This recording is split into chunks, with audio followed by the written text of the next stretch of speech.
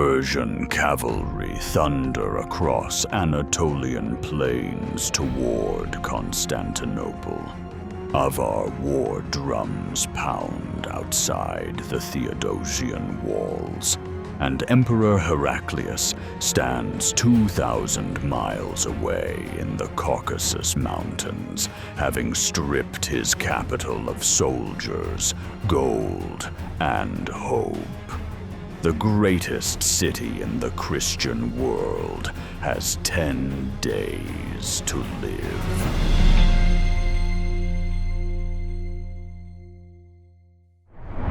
Constantinople, in 626 AD, sprawls across the peninsula where Europe meets Asia, home to 500,000 souls protected by triple walls that have never fallen to assault.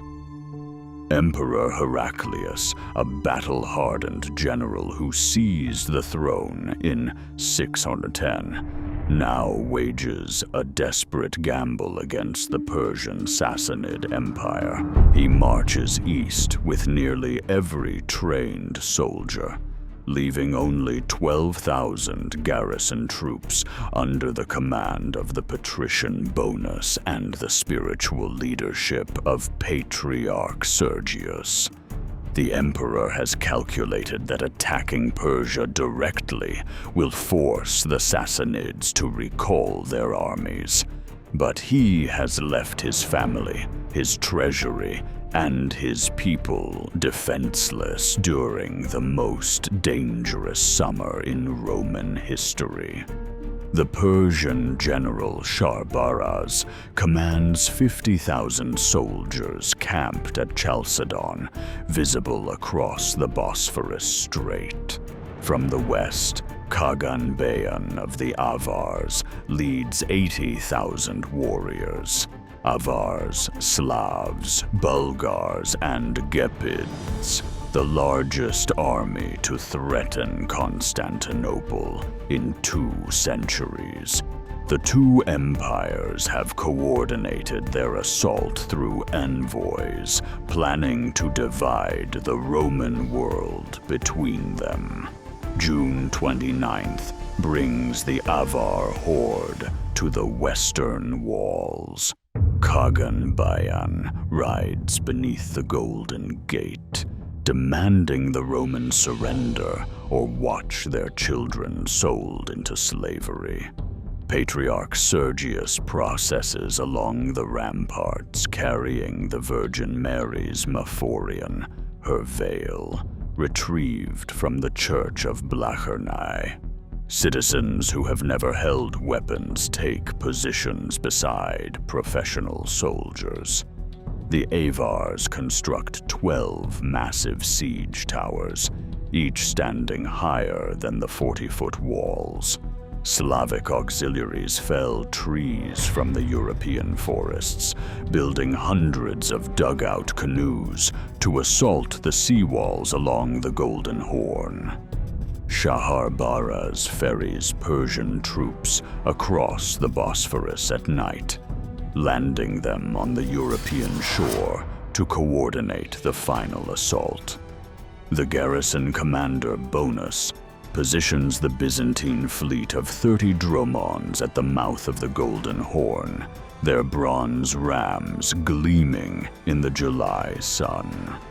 On August 2nd, Avar siege engines roll forward against the walls between the Gate of Charisius and the Gate of Saint Romanos. Greek fire, the secret Byzantine weapon of pressurized naphtha, erupts from wall-mounted siphons, engulfing the wooden towers in flames, visible 20 miles distant.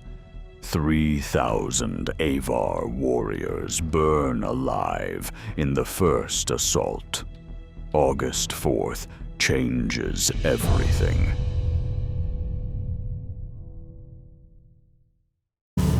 Sergius leads a nighttime procession, carrying sacred icons along the sea walls. and Persian deserters reach Byzantine lines with intelligence about the Slavic fleet massing in the upper Golden Horn. Bonus commits every available ship. The Byzantine dromons strike at dawn on August 7th. Their experienced crews rowing at ramming speed into the mass of canoes. Each dromon displaces 300 tons. Each Slavic canoe holds 15 men. The massacre lasts 4 hours. Byzantine sailors pull drowning Slavs from the water, only to execute them on deck as a message to their Avar masters. Persian soldiers waiting on the Asian shore watch helplessly as their transportation sinks.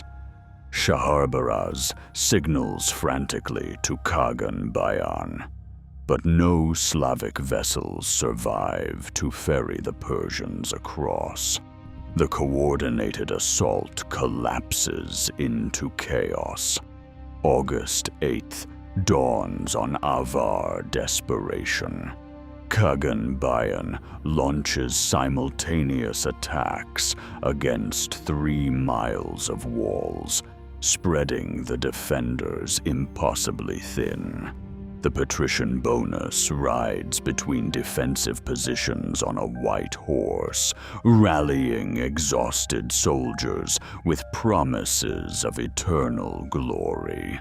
An Avar ram breaches a secondary wall near the Blacherne Palace, and for 2 hours, hand-to-hand combat rages in the gap before Byzantine counterattacks seal it.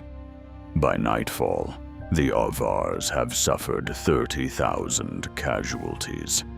Disease spreads through their camp, their Slavic subjects, decimated in the naval disaster, refuse further combat. On August 10th, Kagan Bayan orders retreat. The Avar horde withdraws northwest, leaving siege equipment burning behind them.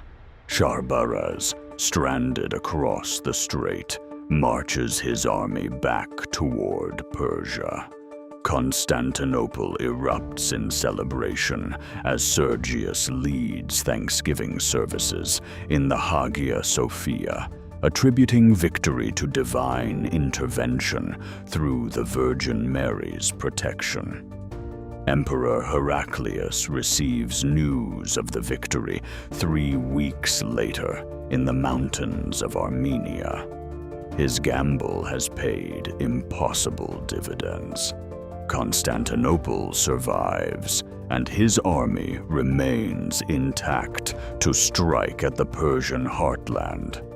Within 2 years, Heraclius penetrates Mesopotamia, destroys the Persian army at Nineveh, and reclaims the true cross from Persian captivity.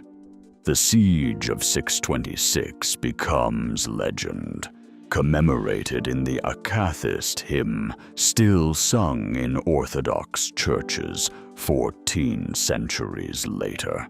But the exhausted empires, Byzantine and Persian alike, have no strength remaining when Arab armies emerge from the desert just 8 years later, carrying a new faith that will transform the medieval world forever.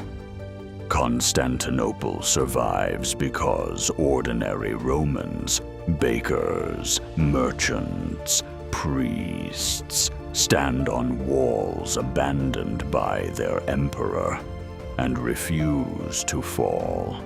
Some victories belong not to generals, but to the people who simply will not die.